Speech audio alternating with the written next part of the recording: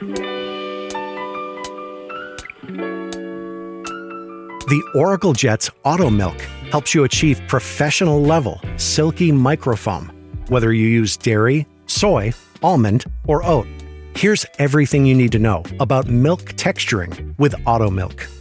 Before you begin texturing, purge the steam wand for about 5 seconds by touching the milk icon. Touch it again to stop the steam. Let's start with learning how to adjust the milk temperature and texture for your chosen milk. Begin with fresh cold milk, filling the milk jug to just below the spout position. Lift the steam wand and insert into the milk jug. Lower the wand to be fully down. Under the milk icon, select your milk type: dairy, almond, soy, or oat.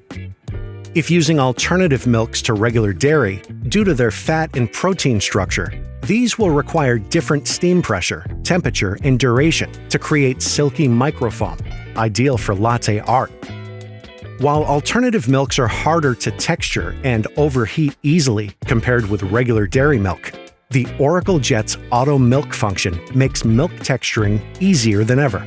Adjust the milk temperature and the milk texture on the screen for your desired outcome. Whether you like a hotter coffee or need a lower temperature for your favorite alternative milk type, this function helps you achieve the perfect cup. To start texturing, touch the milk icon.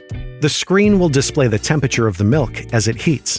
The milk should at least cover the steam wand tip, where the temperature sensor is located. Milk texturing will stop automatically when the selected milk temperature is reached. Lift the steam wand to remove the milk jug. Wipe the wand and tip with a clean, damp cloth. Then, lower the wand to a downward position to activate automatic purging.